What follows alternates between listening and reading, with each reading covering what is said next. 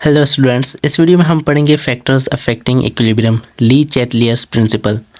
First year chemistry के अंदर chapter number 7 को हम डिस्कस कर रहे हैं। इसका हम दूसरा टॉपिक डिस्कस कर रहे हैं 7.2, और इसमें हम फैक्टर्स अफेक्टिंग इक्विलिब्रियम मतलब वो फैक्टर्स जो इक्विलिब्रियम को इफेक्ट करते हैं, इक्विलिब्रियम को डिस्टर्ब करते हैं, उनके बारे में डिस्कस करेंगे। इसमें हमारे पास एक प्रिंसिपल होता है जिसे ली चैटलियर्स प्रिंसिपल कहते हैं, और इस ली चैटलियर्स प्रिंसिपल को भी समझेंगे और किस फैक्टर का इक्विलिब्रियम पे क्या इफ़ेक्ट होता है, ये सारा इस वीडियो में डिस्कस करेंगे। So let's start. सबसे पहले हम फर्स्ट पैराग्राफ को पढ़ के देखते हैं कि our area of study in this session is how equilibrium becomes temporarily unbalanced by the change of experimental conditions such as temperature, pressure and concentration of reacting species. How system restore its balance and speed up either forward or backward direction. तो हम इस session में जो है वो इस topic में हम ये डिस्कस करने वाले हैं कि हमारे पास इक्विलिब्रियम जब आ जाता है तो कंसंट्रेशन, रिएक्टेंट और प्रोडक्ट दोनों की कंसंट्रेशन और रेट ऑफ फॉरवर्ड और बैकवर्ड रिएक्शन दोनों का रेट जो है वो इक्वल हो जाता है। और जब हम कोई भी इनमें चीज़ अनबैलेंस करते हैं या कोई हम जो है वो एक्सटर्नल स्ट्रेस देते हैं, एक्सटर्नल कंडीशन को हम चेंज करते हैं, टेम्परेचर, प्रेशर या फिर कोई कंसंट्रेशन किसी स्पीशीज की हम चेंज करते हैं, तो जो है वो ये हमारे पास जो इक्विलिब्रियम है ये डिस्टर्ब हो जाता है और ये हमारे पास जो है वो अनबैलेंस हो जाता है। हमारे पास जो कंसंट्रेशन है रिएक्टेंट और प्रोडक्ट की ये अनबैलेंस हो जाती है। अब ये क्या करेगा, अब ये इक्विलिब्रियम में आने की कोशिश करेगा और ये रिएक्टेंट और प्रोडक्ट की जो कंसंट्रेशन है उसको जो है वो बराबर करने की कोशिश करेगा ताकि फिर से इक्विलिब्रियम को अचीव किया जा सके।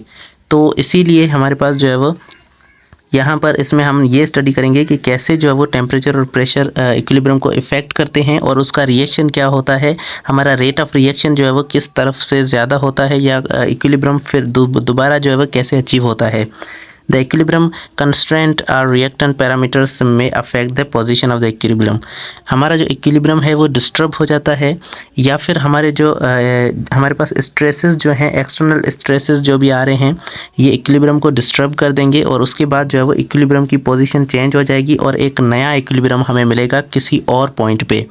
इन 1884, Lee Chatelier, a French chemist, introduced a general rule after long research and on how and why balance of a chemical equilibrium is disturbed by some changes in condition, known as the Lee Chatelier's principle. तो एक 1884 में हमारे पास एक scientist थे, एक chemist थे, French थे ये, और ये इनका नाम था ली चैटलियर। तो इन्होंने एक बहुत बड़ी रिसर्च की इनके बारे में कि कैसे जो है इक्विलिब्रियम डिस्टर्ब होता है और कैसे आपस में जो है वो बार बार ये अनबैलेंस होकर फिर से जो है वो ये इक्विलिब्रियम अचीव हो जाता है और चीज़ें बैलेंस हो जाती हैं। तो ये सारा प्रोसेस कैसे होता है, इन्होंने एक बड़ा सा इस पर रूल दिया है और उसे ली चैटलियर्स प्रिंसिपल कहते हैं।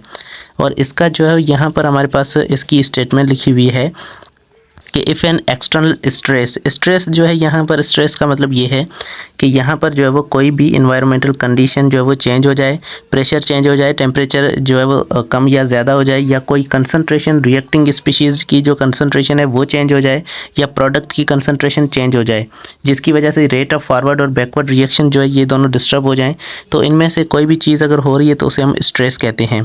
If an external stress such as a concentration, pressure और temperature is applied to the system at equilibrium, the equilibrium is disturbed and tends to shift in a direction to offset the effect of stress imposed. तो यहाँ पर हमारे पास जब भी कोई external stress लगती है किसी इक्विलिब्रियम पे, कोई भी अगर हमारे पास इक्विलिब्रियम है, रिएक्शन कोई इक्विलिब्रियम के अंदर है, तो वहाँ पर अगर कोई भी एक्सटर्नल स्ट्रेस लगती है तो उसमें क्या होता है, हमारे जो इक्विलिब्रियम है वो डिस्टर्ब हो जाता है। उस सिस्टम के अंदर कोई भी टेम्परेचर या प्रेशर या कंसंट्रेशन अगर चेंज हो जाती है तो हमारा इक्विलिब्रियम डिस्टर्ब हो जाता है। अब ये इक्विलिब्रियम डिस्टर्ब हो गया है तो अब ये क्या करेगा, अब ये जो है वो किसी एक डायरेक्शन में शिफ्ट करेगा, रिएक्शन जो है वो किसी एक डायरेक्शन में जाएगा, तो ताकि दोनों तरह से जो है वो दोनों चीज़ों को बैलेंस किया जा सके, रिएक्टेंट और प्रोडक्ट की कंसंट्रेशन को बैलेंस किया जा सके, या फिर कोई जो स्ट्रेस आया है उसको स्ट्रेस को रिड्यूस करके फिर से जो है वो इक्विलिब्रियम में रिएक्शन को इक्विलिब्रियम के अंदर लाया जा सके। तो ये जो है हमारे पास इन्होंने प्रिंसिपल दिया, उसकी ये स्टेटमेंट है कि जब भी कोई भी स्ट्रेस जो है वो किसी इक्विलिब्रियम सिस्टम के अंदर कोई स्ट्रेस लगता है तो वो जो है वो किसी रिएक्शन को किसी एक डायरेक्शन के अंदर शिफ्ट कर देता है ताकि जो है वो रिएक्शन इक्विलिब्रियम फिर से हमें हासिल किया जा सके।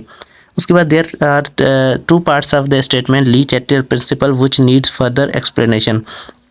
यहाँ पर हमारे पास दो पार्ट्स हैं इस एक्सप्लेनेशन के। इसके जो है वो हमें इसको समझने के लिए दो पार्ट्स यहाँ पर लिखे हुए हैं। First part that refers to the disturbance in equilibrium which means an alternate in the experimental condition which push system temporarily out of the equilibrium, so QC will not no more longer than the KC। And second part specify the shifting of equilibrium to left or right, means system tends to repair the equilibrium by reducing the stress and tends to attain a new equilibrium where QC equals to KC। तो इसका जो पहला part है वो हमें बताता है कि इक्विलिब्रियम के अंदर डिस्टर्ब आ रहा है, इक्विलिब्रियम जो है ये डिस्टर्ब हो रहा है। अब इक्विलिब्रियम अगर डिस्टर्ब हो रहा है तो ये किस वजह से हो रहा है, ये कोई एक्सटर्नल एक्सपेरिमेंटल जो कंडीशन आ रही है, कोई मतलब हमारे पास डिस्टर्बेंस आ रही है, तो ये हमारे पास जो है वो इक्विलिब्रियम डिस्टर्ब हो रहा है। तो इक्विलिब्रियम जब डिस्टर्ब होगा तो QC की वैल्यू KC के इक्वल अब नहीं रहेगी, QC की वैल्यू कम या फिर ज़्यादा हो जाएगी। और ये हमारे पास जो है वो पहली बात थी। अब दूसरी बात ये है कि अगर ये हमारे पास इक्विलिब्रियम जो है डिस्टर्ब हो गया है तो अब क्या होगा, अब ये सिस्टम जो है वो अपने आप को जो है वो एक तरह से शिफ्ट करेगा लेफ़्ट या फिर राइट की तरफ। लेफ़्ट का मतलब ये है कि प्रोडक्ट से जो है वो रिएक्टेंट बनेंगे और राइट का मतलब ये है कि रिएक्टेंट से जो है वो प्रोडक्ट बनेंगे। तो हमारे पास फॉरवर्ड और बैकवर्ड रिएक्शन। तो यहाँ पर हमारे पास लेफ़्ट का मतलब है कि बैकवर्ड रिएक्शन होगा और राइट का मतलब है फॉरवर्ड रिएक्शन होगा। तो इक्विलिब्रियम जो है वो किसी एक पोजीशन पे जो है शिफ्ट होगा, या राइट में या फिर लेफ़्ट में ये शिफ्ट होगा और दोबारा जो है वो इक्विलिब्रियम को लाने की कोशिश करेगा। तो उस स्ट्रेस को भी इस वजह से रिड्यूस कर सकता है और फिर से जो इक्विलिब्रियम मिलेगा उसमें QC की वैल्यू जो है वो KC के इक्वल हो जाएगी। Now we study the effect of above mentioned factors in quantitative and descriptive point of view। अब यहाँ पर हम जो है वो हर एक फैक्टर का जो अलग अलग से इक्विलिब्रियम पे क्या इफ़ेक्ट होता है उसको जो है वो क्वांटिटेटिव उसकी स्टडी करेंगे। तो सबसे पहले हम आते हैं effect of change in concentration. Concentration का जो है वो इक्विलिब्रियम पे क्या इफ़ेक्ट होता है। कंसंट्रेशन अगर ज़्यादा हो रही है, कंसंट्रेशन अगर कम हो रही है तो इक्विलिब्रियम पे क्या इफ़ेक्ट हो रहा है, और प्रोडक्ट की या फिर रिएक्टेंट की दोनों की कंसंट्रेशन किसकी ज़्यादा किसकी कम होगी तो जो है वो इक्विलिब्रियम पे किस तरह का इफ़ेक्ट पड़ेगा, ये यहाँ पर डिस्कस करते हैं। When a system at equilibrium is disturbed by increasing or decreasing the concentration of one or more species involved in the reaction, the equilibrium tends to shift towards left or right in order to reduce the effect on this stress and readjust itself until QC equals to KC। तो जब भी कोई जो है वो किसी equilibrium के अंदर कोई रिएक्शन अगर इक्विलिब्रियम है तो इक्विलिब्रियम सिस्टम के अंदर कभी हम इंक्रीज़ करते हैं या डिक्रीज़ करते हैं किसी प्रोडक्ट की या रिएक्टेंट की कंसंट्रेशन को, मतलब किसी भी स्पीशीज़ की अगर हम कंसंट्रेशन को या डिक्रीज़ करते हैं, कम करते हैं या इंक्रीज़ करते हैं, ज़्यादा करते हैं या कम करते हैं किसी भी स्पीशीज़ की कंसंट्रेशन को, तो इक्विलिब्रियम जो है ये किसी एक डायरेक्शन में शिफ्ट होगा, या राइट में होगा या लेफ़्ट में होगा। ये डिपेंड करेगा कि किसकी कंसंट्रेशन कम या ज़्यादा हो रही है, और ये जो है वो अपने इक्विलिब्रियम अपने आप को लेफ़्ट या राइट में शिफ्ट करेगा और तब तक ये जो है वो उस तरह का रिएक्शन होता रहेगा जब तक QC की वैल्यू KC के इक्वल नहीं हो जाती। तो यहाँ पर हमारे पास दो कंडीशन आ रही हैं। पहली कंडीशन है कि the equilibrium position shift towards the right if the amount of reactant is added और प्रोडक्ट इज़ रिमूव्ड। हमारे पास रिएक्टेंट हैं और यहाँ से जो है वो रिएक्टेंट से जो है वो हमारे पास प्रोडक्ट बन रहे हैं, तो ये हमारे पास एक रिएक्शन है। इसमें या फिर हम जो है वो यहाँ पर लिखा हुआ है कि रिएक्शन जो है ये हमारे पास इक्विलिब्रियम राइट में शिफ्ट होगा जब हम रिएक्टेंट को जो है वो ऐड करें या फिर प्रोडक्ट को रिमूव करें, या फिर हम रिएक्टेंट ऐड करें या फिर हम प्रोडक्ट को रिमूव करें, तो हमारे पास रिएक्शन हमेशा जो है वो राइट की तरफ जो है वो शिफ्ट होगा, मतलब फॉरवर्ड रिएक्शन होगा। राइट की तरफ शिफ्ट होने का मतलब है फॉरवर्ड रिएक्शन होगा। तो इसमें हमारे पास फॉरवर्ड रिएक्शन तब होगा जब हम रिएक्टेंट या ऐड करें या प्रोडक्ट को रिमूव करें। कोई भी एक चीज़ हम करेंगे इनमें से, या रिएक्टेंट को ऐड करेंगे तो भी हमारे पास फॉरवर्ड रिएक्शन होगा, या प्रोडक्ट को रिमूव करेंगे तो भी हमारे पास फॉरवर्ड रिएक्शन होगा। तो ये पहली हमारी कंडीशन है।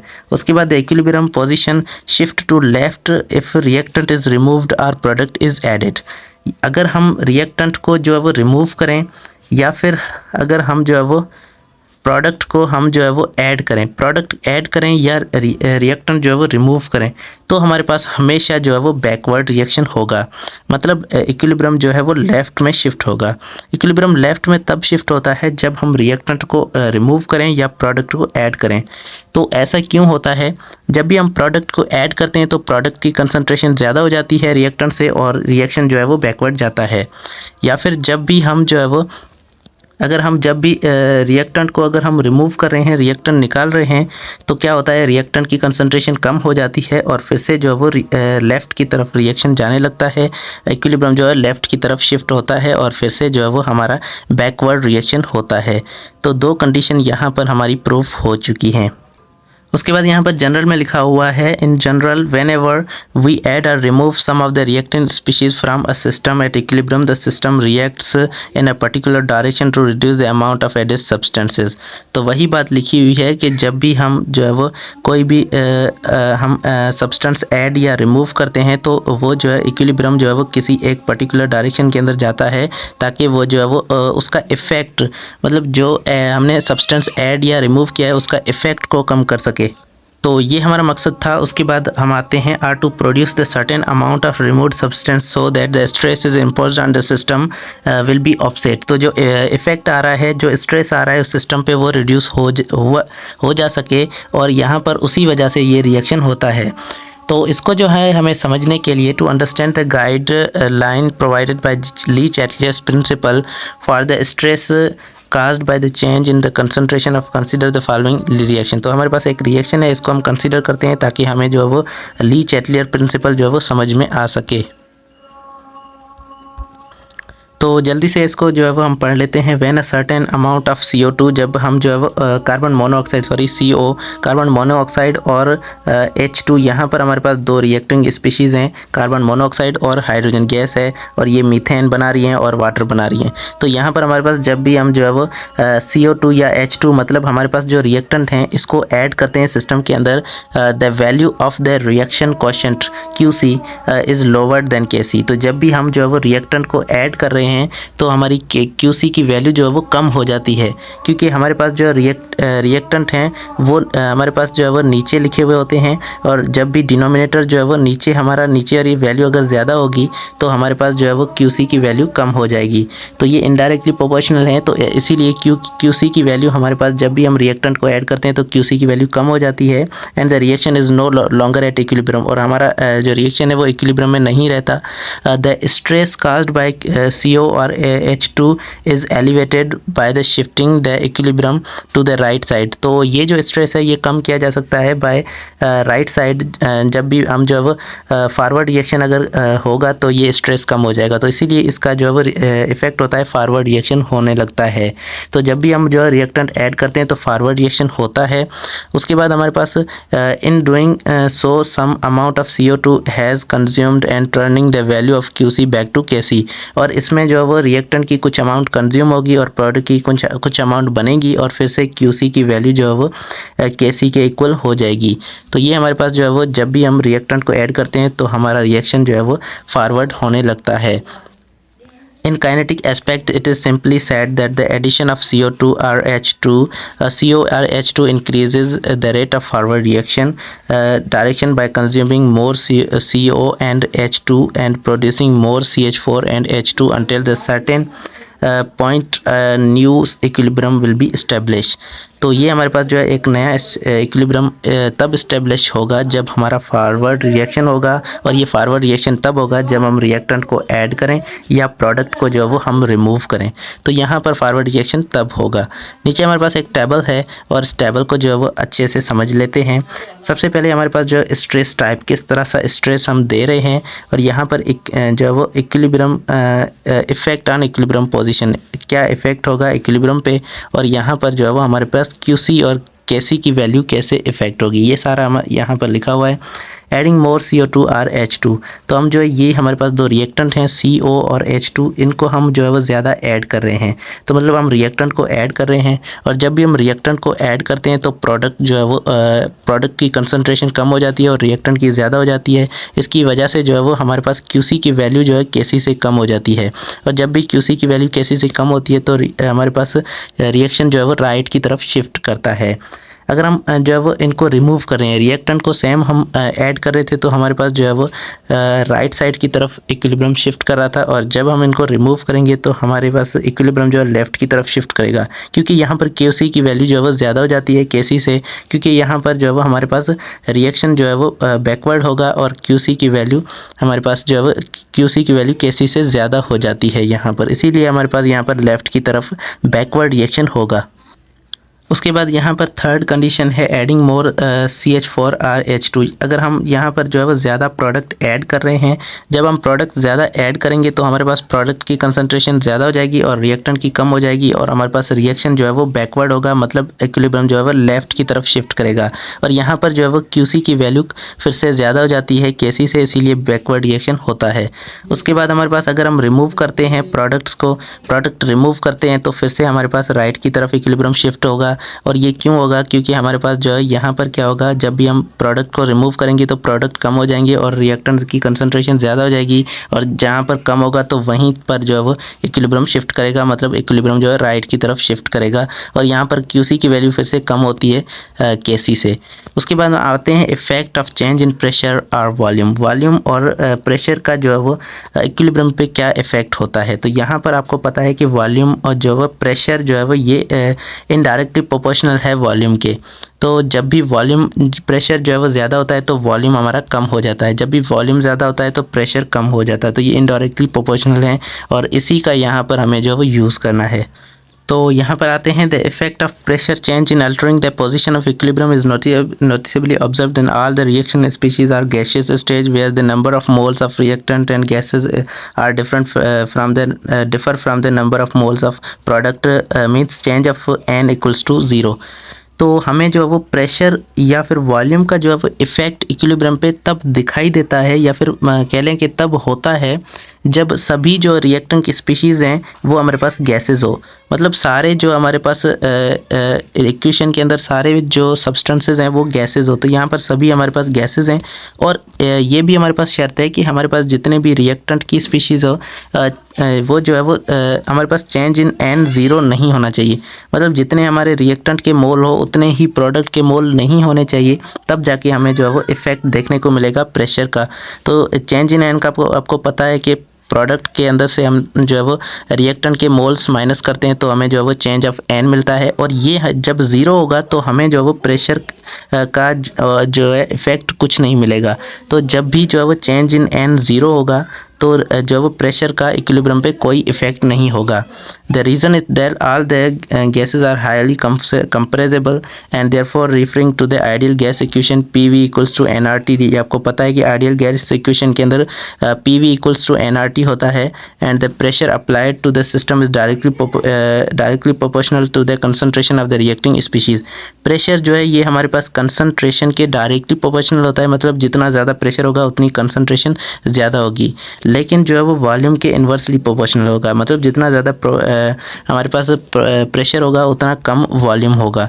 तो ये इनडायरेक्टली प्रोपोर्शनल होता है, इसीलिए यहाँ पर जो है वो हमारे पास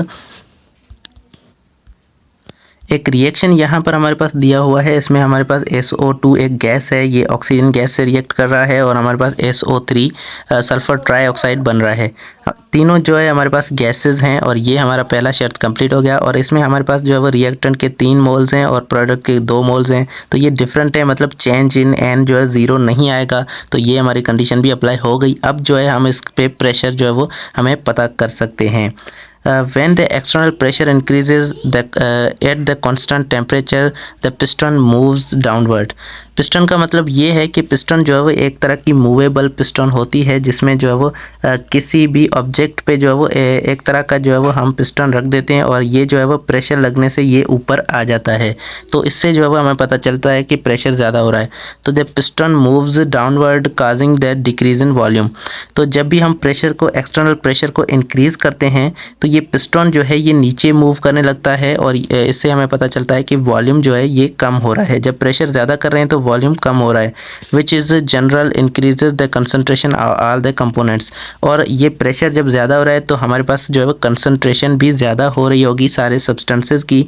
but since the number of moles of product are lesser than reactant, क्योंकि हमारे पास नंबर ऑफ मोल्स जो है वो रिएक्टेंट के जो है वो ज़्यादा हैं और प्रोडक्ट के नंबर ऑफ मोल्स कम हैं, तो इसीलिए the denominator value exceed the numerator. और डिनोमिनेटर की वैल्यू जो है ये हमारे पास ज़्यादा होगी और न्यूमरेटर की कम होगी। Thus the system will no longer in equilibrium. अब ये सिस्टम जो है वो इक्विलिब्रियम के अंदर नहीं होगा। Reduce the stress reaction tends to shift towards the right. अब ये रिएक्शन जो है वो ये राइट साइड पे होगा, क्योंकि यहाँ पर जो है हमारे पास number of moles of reactant ज़्यादा हैं और प्रोडक्ट के कम हैं, तो यहाँ पर जहाँ पर कम वॉल्यूम होगा उसी तरफ जो है हमारा रिएक्शन शिफ्ट करेगा। तो इसमें हमारा ली चैटलियर प्रिंसिपल क्या कहता है? ली चैटलियर प्रिंसिपल यहाँ पर ये कह रहा है कि किसी भी होमोजीनियस गैसेस इक्विलिब्रियम के अंदर, मतलब जिसमें सारे स्पीशीज़ जो है वो ये इक्विलिब्रियम के अंदर हैं, गैसेस हैं सारे और ये इक्विलिब्रियम के अंदर हैं, तो उसके अंदर क्या होगा? N increase in pressure shifts the equilibrium in the direction of decrease volume. तो प्रेशर हम जैसे ही इंक्रीज़ करेंगे तो ये इक्विलिब्रियम उस साइड पर शिफ्ट होगा जिसमें जो है वो वॉल्यूम कम हो, डिक्रीज़ हो वॉल्यूम। और whereas decrease pressure shift the equilibrium to the direction of the increase volume. और हमारे पास जब हम वॉल्यूम प्रेशर को डिक्रीज़ करेंगे तो जहाँ पर वॉल्यूम इंक्रीज़ होगा वहीं पर जो है वो इक्विलिब्रियम शिफ्ट करेगा। तो आइए इसको देखते हैं कि ये कैसे अप्लाई होगा। यहाँ पर आप देख सकते हैं हमारे पास जो है वो इक्विलिब्रियम के अंदर कुछ रिएक्शंस यहाँ पर दिए हुए हैं, 3 रिएक्शंस हैं हमारे पास।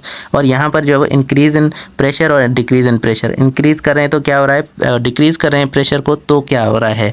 तो सबसे पहले हमारे पास PCl5 का जो है वो PCl3 और PCl2 में टूट जाना, ये हमारे पास जो है एक तरह का रिएक्शन हो रहा है जो रिवर्सिबल रिएक्शन है।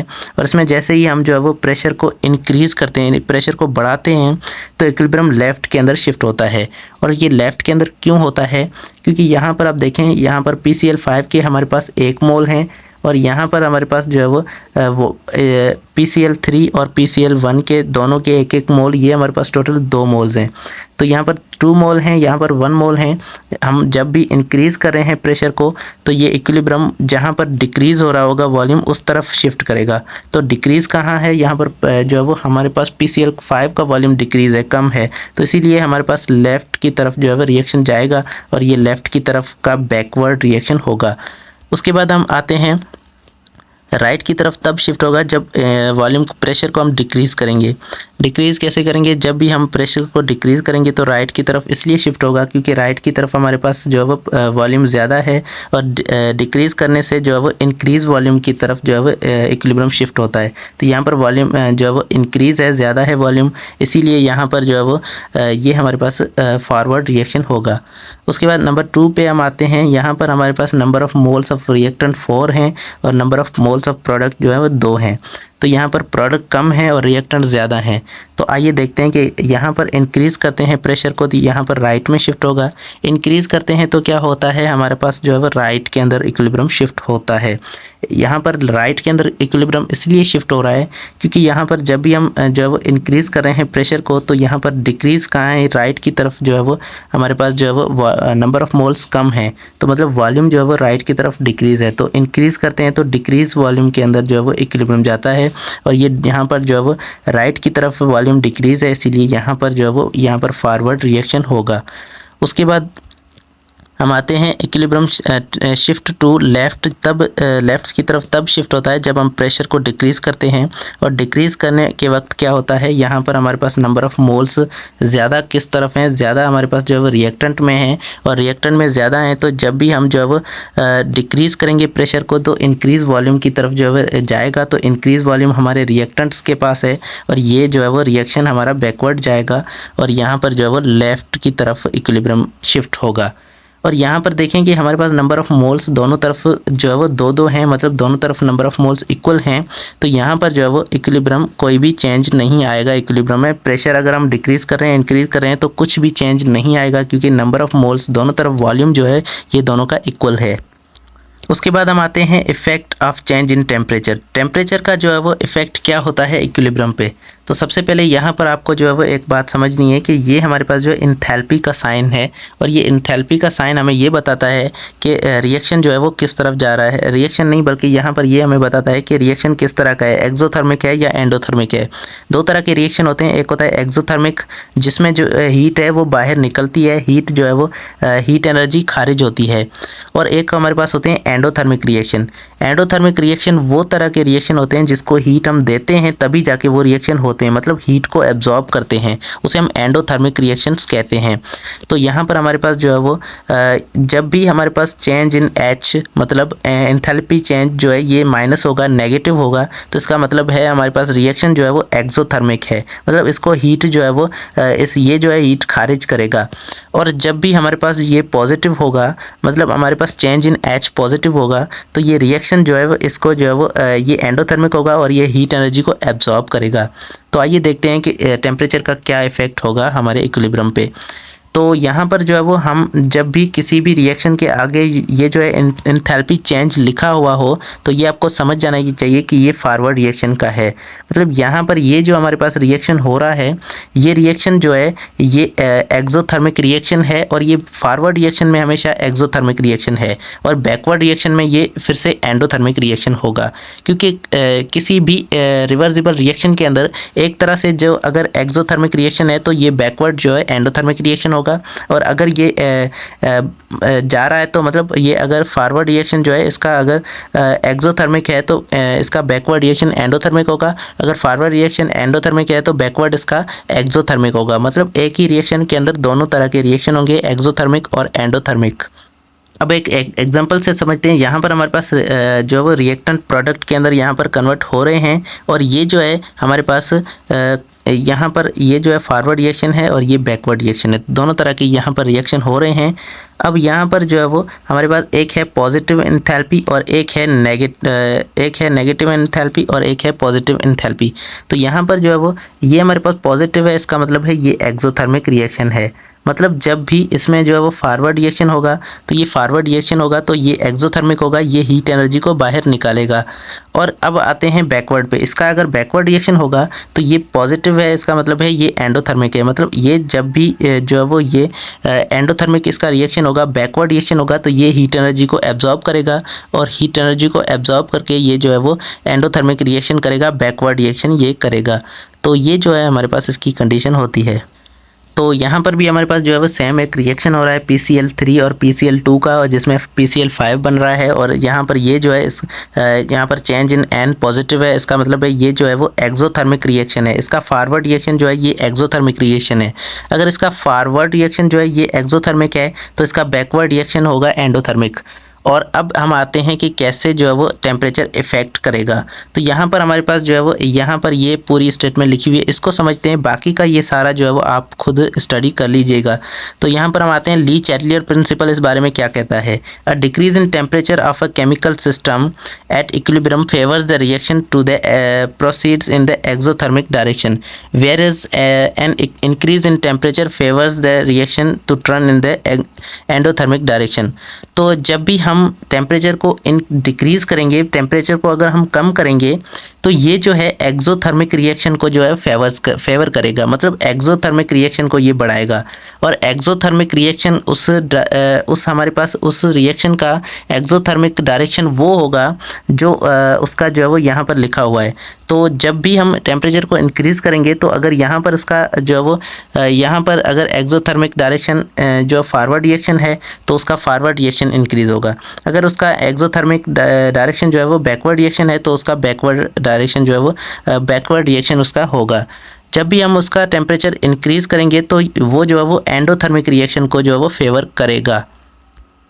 फॉर एग्ज़ाम्पल हमारे पास यहाँ पर जो है वो एक रिएक्शन हो रहा है और ये जो है रिएक्टेंट में से प्रोडक्ट बना रहा है। अब यहाँ पर जो है ये इसका फॉरवर्ड रिएक्शन है और यहाँ पर इसका बैकवर्ड रिएक्शन हो रहा है। अब इसके अंदर जो है वो हमारे पास इसका हम आगे देखें तो इसके अंदर लिखा हुआ है कि चेंज इन एन, इसका चेंज इन एच जो है इसका ये है पॉजिटिव। तो मिसाल के तौर पे इसका पॉजिटिव है, मतलब इसके अंदर जो एंडोथर्मिक रिएक्शन हो रहा है। अभी इसका जो है ये फॉरवर्ड रिएक्शन जो है ये क्या है, ये एंडोथर्मिक है, और इसका बैकवर्ड रिएक्शन जो है ये हमारे पास एक्सोथर्मिक है। तो यहाँ पर एक्सोथर्मिक इसका बैकवर्ड रिएक्शन है और फॉरवर्ड रिएक्शन इसका एंडोथर्मिक है। तो यहाँ पर लिखा हुआ है कि डिक्रीज करेंगे जब भी टेम्परेचर को, तो ये जो है वो एक्सोथर्मिक रिएक्शन को जो है वो ये फेवर करेगा। तो इसका एक्सोथर्मिक कौन सा है, एक्सोथर्मिक इसका बैकवर्ड है, और इस रिएक्शन के अंदर जब भी हम टेम्परेचर को अगर डिक्रीज करेंगे तो ये हमारा इसका बैकवर्ड रिएक्शन होगा, क्योंकि बैकवर्ड इसका जो है वो एक्सोथर्मिक रिएक्शन, एक्सोथर्मिक डायरेक्शन है। तो ये हमारे पास बात तो तय हो गई। उसके बाद हम आते हैं, जब भी इसका अगर हम टेम्परेचर इंक्रीज़ करेंगे तो ये जो है वो एंडोथर्मिक डायरेक्शन को जो है वो ये फेवर करेगा। इसका एंडोथर्मिक डायरेक्शन कौन सा है, इसका एंडोथर्मिक डायरेक्शन जो है ये फॉरवर्ड रिएक्शन है। तो जब भी हम इसका टेम्परेचर, इस रिएक्शन का अगर हम टेम्परेचर जो है इंक्रीज़ करेंगे तो ये जो है एंडोथर्मिक डायरेक्शन को जो है वो ये फेवर करेगा, और यहाँ पर एंडोथर्मिक जो है ये फॉरवर्ड रिएक्शन है, इसीलिए यहाँ पर फॉरवर्ड रिएक्शन होगा। तो कुछ एग्जांपल्स यहाँ पर हमारे पास लिखे हुए हैं, इनको डिस्कस कर लेते हैं। सबसे पहले हमारे पास जो है वो केमिकल सिस्टम आ रहा है कि कौन सा केमिकल सिस्टम है, हमारे पास दो हैं, और यहाँ पर चेंज इन टेम्परेचर अगर हम डिक्रीज़ कर रहे हैं या इंक्रीज़ कर रहे हैं तो क्या हो रहा है, और यहाँ पर इक्विलिब्रियम पे इफेक्ट उसका क्या हो रहा है। सबसे पहले हम आते हैं, यहाँ पर देखते हैं कि चेंज इन एंथैल्पी क्या है। चेंज इन एंथैल्पी इसका पॉजिटिव और नेगेटिव है। तो नेगेटिव का मतलब ये है कि इसका जो है वो रिएक्शन हमारे पास एक्सोथर्मिक है। नेगेटिव का मतलब रिएक्शन एक्सोथर्मिक है, और जब भी इसका एक्सोथर्मिक यहाँ पर जो है वो नेगेटिव है तो एक्सोथर्मिक है, और इसका फॉरवर्ड रिएक्शन जो है एक्सोथर्मिक होगा। यहाँ पर चेंज इन एन जो है वो पॉजिटिव है, इसका मतलब ये एंडोथर्मिक रिएक्शन, इसका जो फॉरवर्ड रिएक्शन है ये एंडोथर्मिक रिएक्शन होगा। तो यहाँ पर इसका फॉरवर्ड रिएक्शन जो है वो एक्सोथर्मिक है, इसका फॉरवर्ड रिएक्शन एंडोथर्मिक है। अब इन दोनों का बैकवर्ड जो है इसका अपोजिट होगा। इसका फॉरवर्ड रिएक्शन जो है वो एंडोथर्मिक है, तो इसका बैकवर्ड जो है ये एक्सोथर्मिक होगा। इसका अगर फॉरवर्ड जो है वो ये एक्सोथर्मिक है तो इसका बैकवर्ड जो है ये एंडोथर्मिक होगा। तो ये हमारे पास जो इसकी कंडीशन है। अब हम आते हैं, अगर टेम्परेचर को इंक्रीज़ करते हैं तो क्या होगा। तो टेम्परेचर को जब भी हम इस रिएक्शन के टेम्परेचर को इंक्रीज़ करेंगे तो इसका ये लेफ़्ट की तरफ शिफ्ट करेगा। तो लेफ़्ट की तरफ शिफ्ट क्यों करेगा, यहाँ पर लेफ़्ट है, यहाँ पर हमारे पास राइट है, तो लेफ़्ट की तरफ ये बैकवर्ड डायरेक्शन होगा। बैकवर्ड रिएक्शन इसके अंदर क्यों होगा, ये हमारे पास क्वेश्चन आ रहा है, बैकवर्ड रिएक्शन इसके अंदर क्यों होगा। अब ये बैकवर्ड रिएक्शन इसके अंदर इसीलिए होगा क्योंकि इसका जो है वो बैकवर्ड क्या है, इसका बैकवर्ड के अंदर ये जो है वो एंडोथर्मिक रिएक्शन है। तो ये एंडोथर्मिक रिएक्शन को जब भी हम टेम्परेचर को इंक्रीज़ करते हैं तो ये एंडोथर्मिक रिएक्शन को जो है ये फेवर करता है, और इसका एंडोथर्मिक रिएक्शन जो है वो ये बैकवर्ड डायरेक्शन है, तो ये लेफ़्ट की तरफ शिफ्ट करेगा। अब डिक्रीज़ करेंगे तो क्या होगा, डिक्रीज़ करेंगे तो ये राइट की तरफ शिफ्ट होगा। राइट की तरफ शिफ्ट इसलिए होगा क्योंकि इसका जो है वो ये हमारे पास जो है वो एक्सोथर्मिक है।